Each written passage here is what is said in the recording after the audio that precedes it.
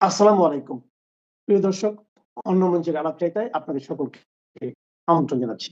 কেন শেখ হাসিনা বলেছেন যে মুক্তিযোদ্ধার নাতিপুতিরা চাকরি না পেয়ে কি রাজাকারের নাতিপুতিরা পাবেন? এই বক্তব্যের জন্যও কিন্তু শেখ হাসিনার যাবজ্জীবন হয়েছিল।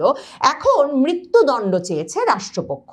এসব রাজনৈতিক উদ্দেশ্য প্রণোদিত খেলাধুলার বিচার যে চলবে না সেটা বিএনপি সরকার বুঝতে পারছে। কাজেই তারা চাইছে এই পাসপোর্ট ট্রাভেল পাস প্রসঙ্গে শেখ হাসিনার আশাটা বিলম্বিত করতে এবং বলটা ভারতের কোর্টে ছেড়ে দিতে, যে ভারত বন্দি বিনিময় চুক্তির মাধ্যমে প্রত্যর্পণের মাধ্যমে শেখ হাসিনাকে ফেরত পাঠালেই শুধুমাত্র শেখ হাসিনা আসতে পারবেন। হাসিনা দেশে ফিরে আসবেন, তার চেয়েও বড় যেটা নিয়ে একটা অস্বস্তি আশঙ্কা তৈরি হয়েছে তারেক রহমান সরকারের ভেতরে, সেটা হচ্ছে যেই আন্তর্জাতিক পক্ষগুলো সরকারের সঙ্গে আলাপ আলোচনা করছে শেখ হাসিনার দেশে ফেরার বিষয়ে বা চাপ প্রয়োগ করছে, তারা এটা পরিষ্কার করে দিয়েছে যে শেখ হাসিনা দেশে ফিরে এলে তাকে আবারও আপিলের সুযোগ দিতে হবে। এমনিতে আন্তর্জাতিক অপরাধ ট্রাইব্যুনালের আইন বলে যে 1 মাসের মধ্যে আপিল করতে হয়, এবং এমন রবও তোলার চেষ্টা করা হয়েছিল যে শেখ হাসিনার আপিলের সময়ও শেষ, কাজেই তিনি এলেই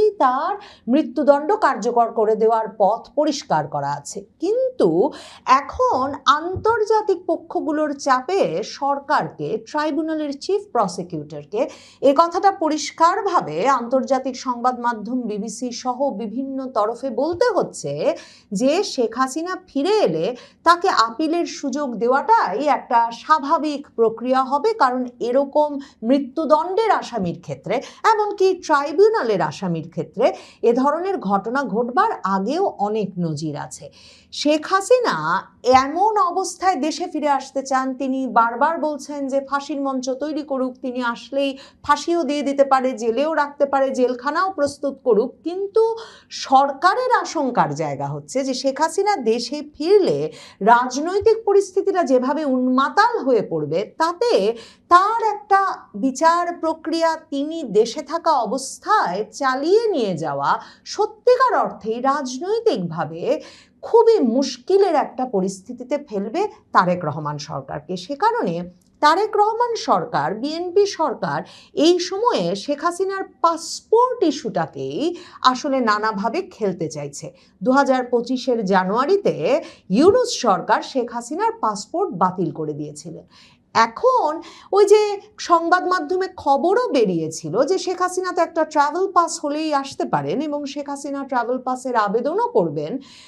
সরকার এই অবস্থানে একরকমের স্থির থাকছে যে এই মুহূর্তে শেখ হাসিনাকে পাসপোর্ট বা ট্রাভেল পাস কোনোটাই দিতে তারা প্রস্তুত নয়, এবং এই যুক্তি হিসেবে তারা উপস্থাপন করছে যে কই সালাউদ্দিন আহমেদের যখন 2023 সালে ভারতে সব মামলা মোকদ্দমা উঠে গেল, তখনও তো আওয়ামী লীগ সরকার তাকে ট্রাভেল পাস দেয় নাই। কিন্তু 2023 সালের জুনের প্রথম আলো, বাংলা ট্রিবিউন যে পত্রিকায় ঘাঁটেন, দেখবেন স্বয়ং সালাউদ্দিন আহমেদ নিজে বলেছেন যে আওয়ামী লীগ সরকার তাকে ট্রাভেল পাস দিয়েছে, 3 মাসের মধ্যে সেই পাস নিয়ে তার দেশে ফিরতে হবে। তবে সালাউদ্দিন আহমেদ ফেরেন নাই, তিনি শিলংয়ে বসেই সরকার বদলে কাজ করছিলেন তার নেতার সঙ্গে। কদিন আগেই তিনি সেটা স্বীকারও করেছেন, এবং তিনি ফিরেছেন সরকার পতনের পর কয়েকদিনের মধ্যেই।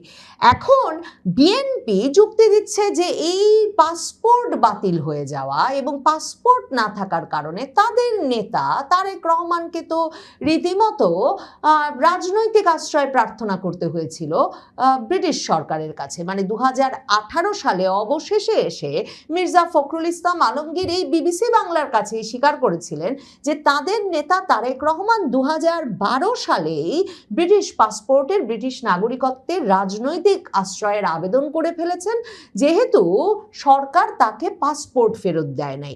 এরপর তো তারেক রহমান দেশে ফেরার আগেও বারবার এ নিয়ে অনেক আলোচনা হয়েছে যে তারেক রহমান কি ব্রিটিশ নাগরিক, তারেক রহমান রহমান কোন পাসপোর্ট নিয়ে চলাফেরা করেন, তার কি আদৌ ব্রিটিশ পাসপোর্ট হয়েছে, এসব প্রসঙ্গে নানা রকম আলোচনা। সন্দেহের মধ্যেই তারেক রহমান দেশেও ফিরেছেন, প্রধানমন্ত্রীও হয়েছেন এবং দেশে ফিরে দিনে দিনে জাতীয় নাগরিকত্ব কার্ড এবং ভোটার তালিকায় নিজের নাম উঠিয়েছেন। কাজেই পরিস্থিতি অনুকূল হয়ে গেলে পাসপোর্ট, ট্রাভেল পাস কোনোটাই যেমন বিষয় নয়, তেমনি সরকার তার হাতে শেখ হাসিনার আশাটা পিছিয়ে দেওয়ার কি কি প্রক্রিয়া আছে সেটা যখন ভাবছে, তখন তার কাছে পাসপোর্টটাকেই সবচেয়ে উপযুক্ত একটা কৌশল বলে আপাতত মনে হচ্ছে।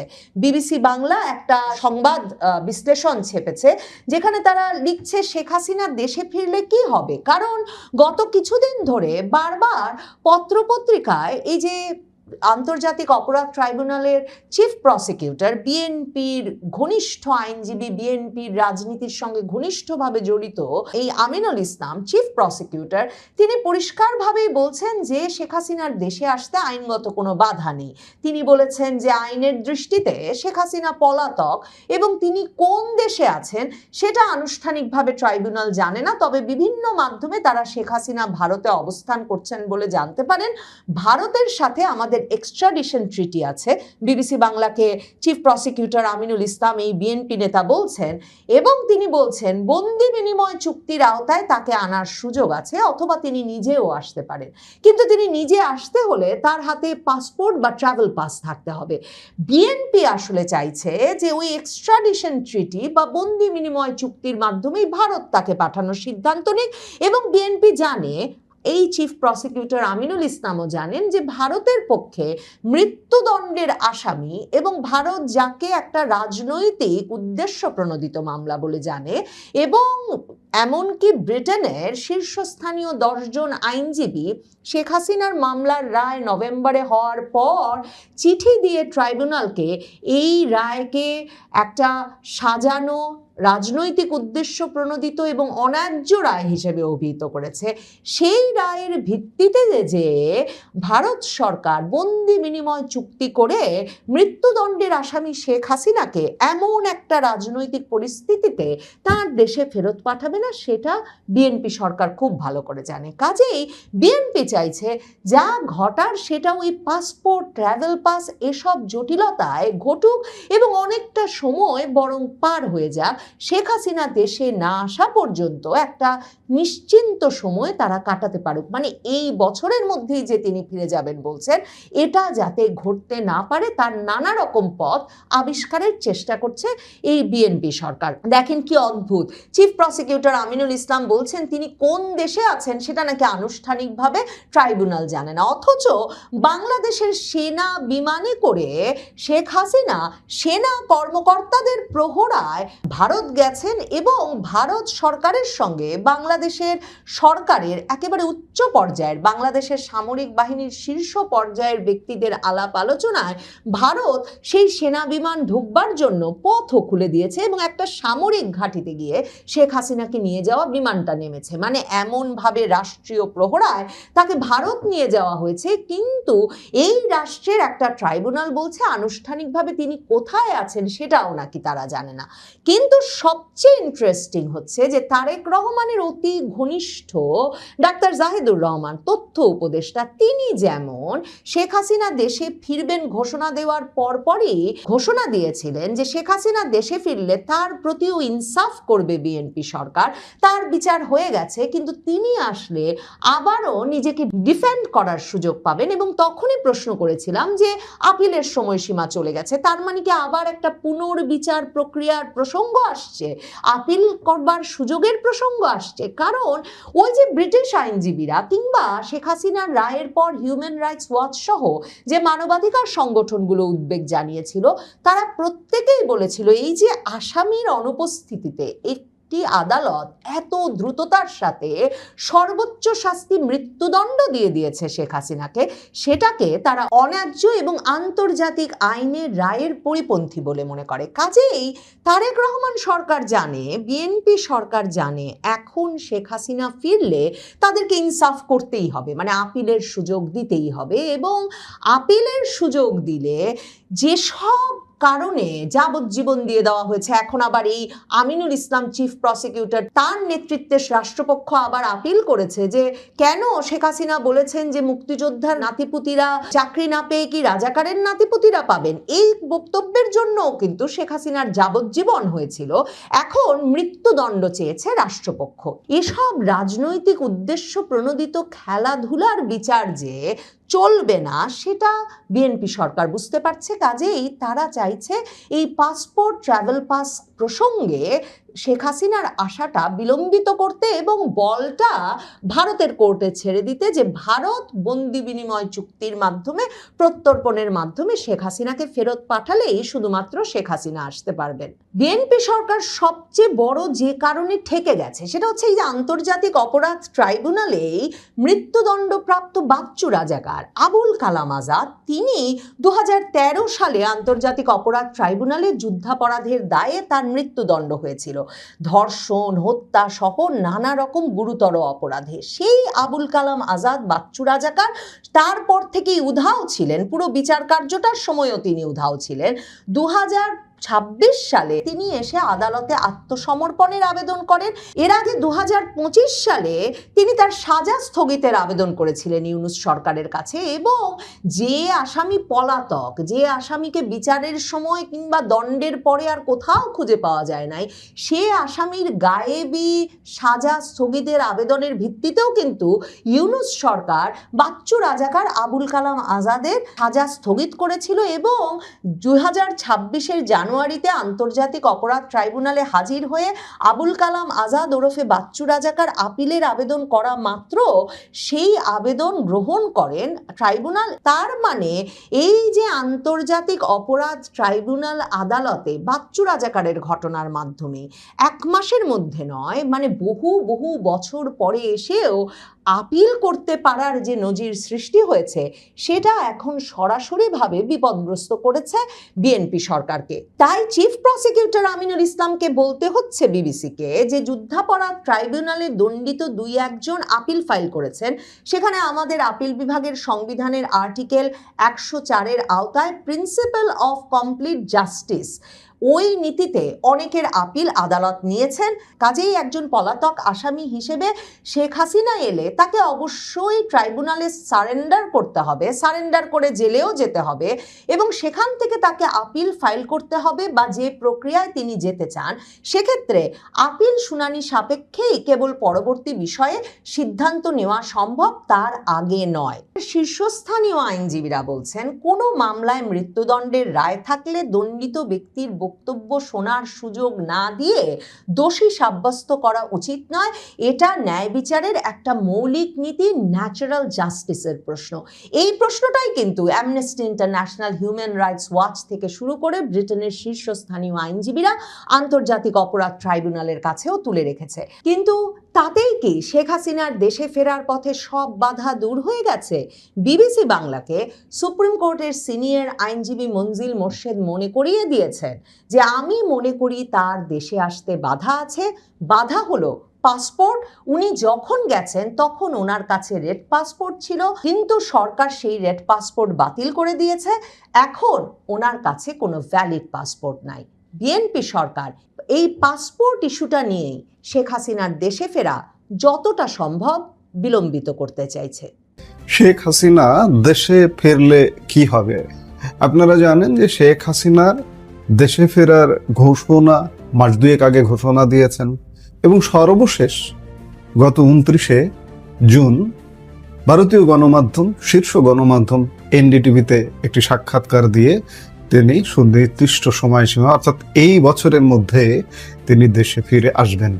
আর তার এই দেশে ফেরার ঘটনাকে কেন্দ্র করে বাংলাদেশে মেইনস্ট্রিম মিডিয়া, সোশ্যাল মিডিয়া, শুধু বাংলাদেশে নয় বিশ্বব্যাপী ব্যাপক তোলপাড় পড়ে গেছে।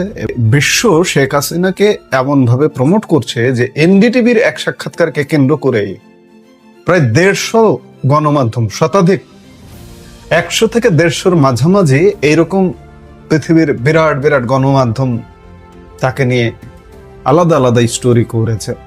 কাজে দেশেও স্বাভাবিকভাবে আলোচনা হচ্ছে যে শেখ হাসিনা ফেললে বাংলাদেশের রাজনৈতিক পরিস্থিতি কি হবে, সামাজিক পরিস্থিতি কি হবে এবং আইনগতভাবে কি হবে, এগুলো চুলচেরা বিশ্লেষণ চলছে।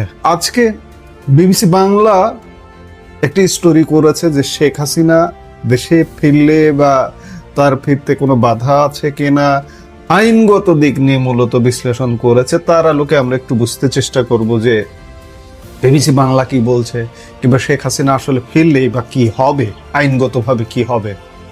তিনি কি গ্রেপ্তার হবেন নাকি সরাসরি জেলে যাবেন, আর মৃত্যুদণ্ডপ্রাপ্ত একজন আসামি হিসেবে তার আইনি ভবিষ্যৎই বা কি। এই মুহূর্তের ভিডিওতে আমরা আন্তর্জাতিক অপরাধ ট্রাইব্যুনাল, দেশের শীর্ষ আইন বিশেষজ্ঞ এবং বিবিসি বাংলার চুলচেলা বিশ্লেষণ করে জানব শেখ হাসিনার দেশে ফেরার পথে আসল বাধা কোথায় এবং আইনি প্রক্রিয়াগুলো ঠিক কি কি। পুরো বিষয়টি জানতে ভিডিওটি শেষ পর্যন্ত দেখুন।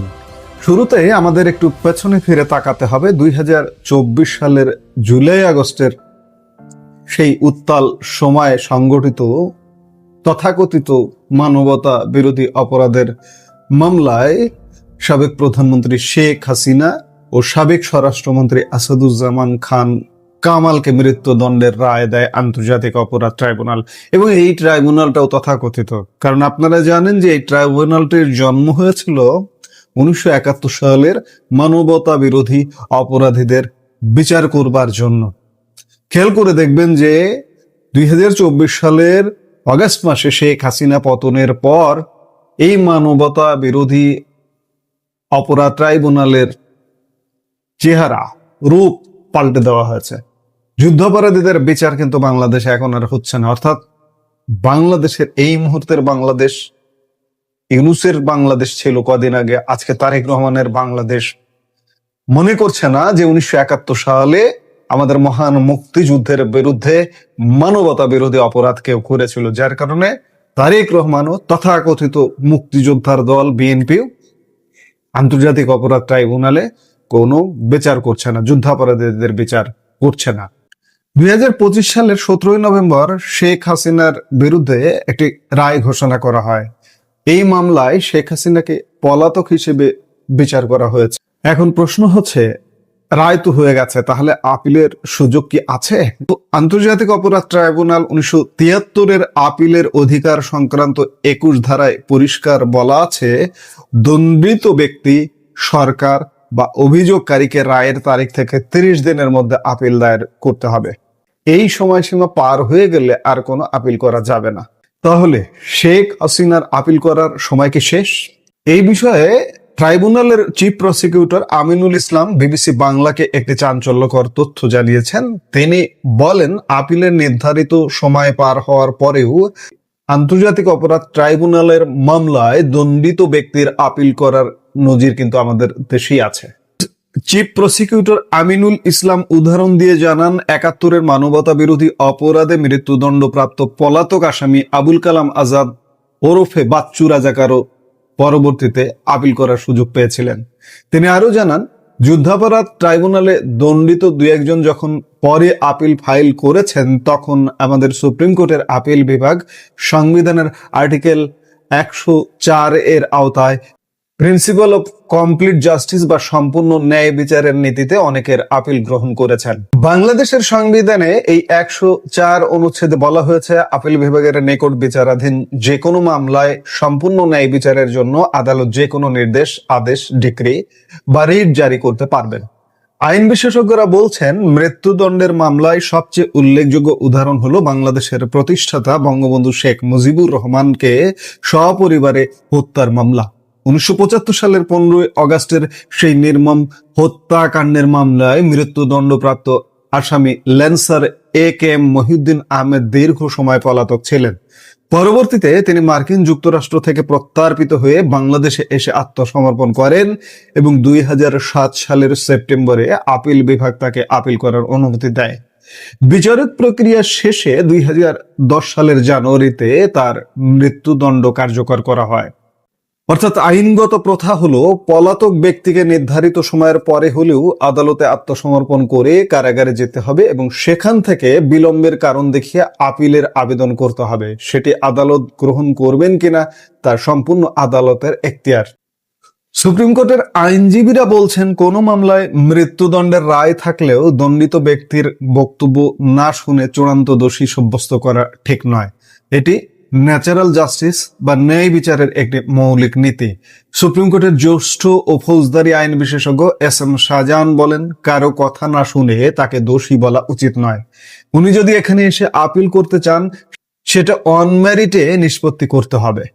এটা কোয়েশ্চেন অফ ন্যাচারাল জাস্টিস এবং বাংলাদেশের আদালতে এটি একটি প্রথা।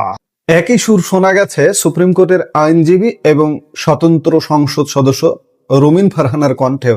তিনি স্পষ্ট জানিয়েছেন, আইনগত অবশ্যই কোনো বাধা নেই, উনি ফিরবেন, ফিরে আত্মসমর্পণ করবেন। আমাদের সাধারণ সিআরপিসির যে প্রসিডিউর সেটি উনি ফলো করবেন।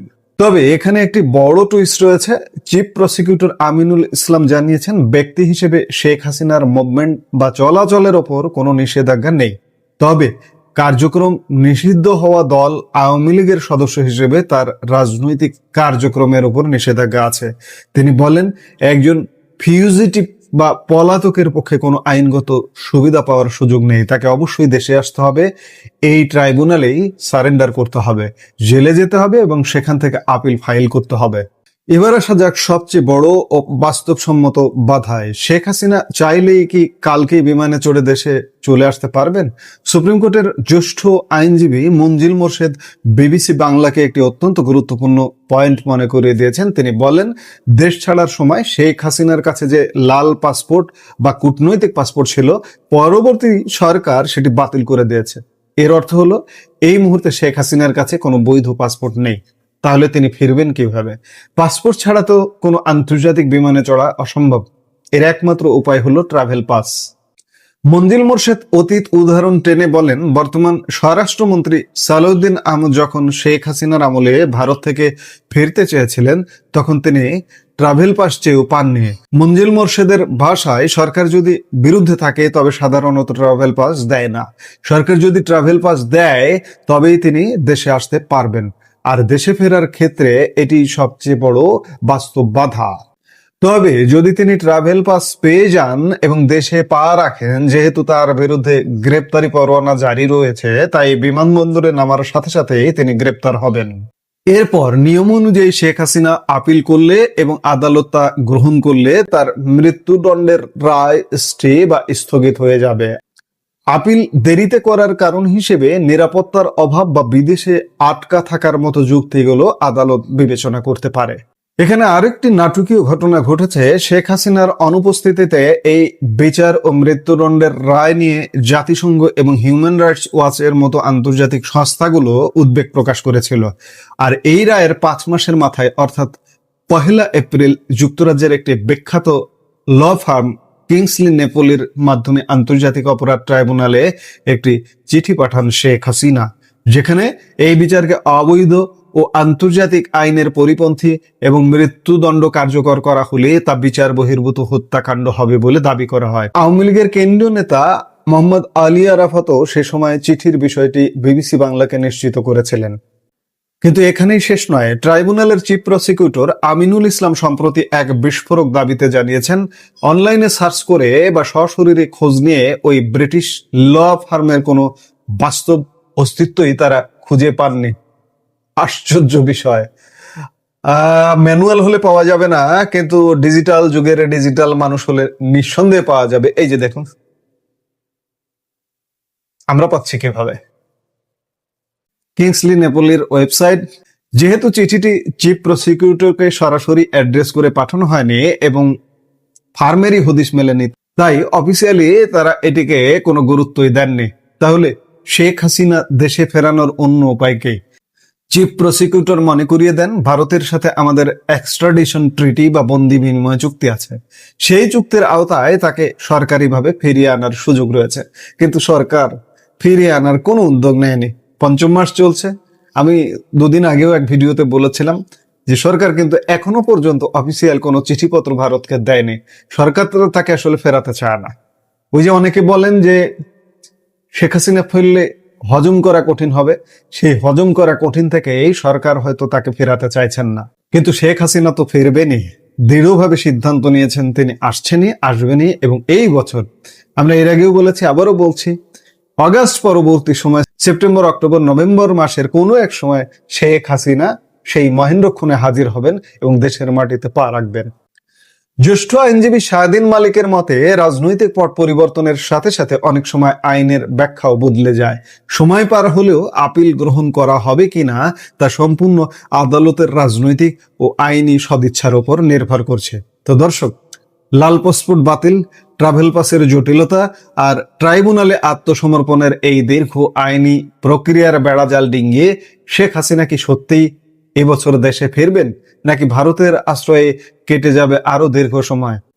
আবারও বলছিস যে শেখ হাসিনা দেশে ফিরবেন, যে কোনো উপায়ে দেশে ফিরবেন। তিনি গুলি খাবেন, তিনি জেলে যাবেন, ফাঁসি হবে ইত্যাদি অনেক কিছু মাথায় নিয়েই তিনি দেশে ফিরবেন, ফিরতে যাচ্ছেন। যত বাধাই আসুক না কেন, আইনগত বাধা থাকুক, রাজনৈতিক সিনারিও পরিবর্তন হোক, সামাজিক সিনারিও পরিবর্তন হোক, যেভাবে হোক শেখ হাসিনা দেশে ফিরবেনই। এখন পর্যন্ত আমরা সেটাই বুঝতে পারছি। এই মুহূর্তের ভিডিও থেকে বিদায় নিতে চাইছি। দেখা হবে পরবর্তী ভিডিওতে।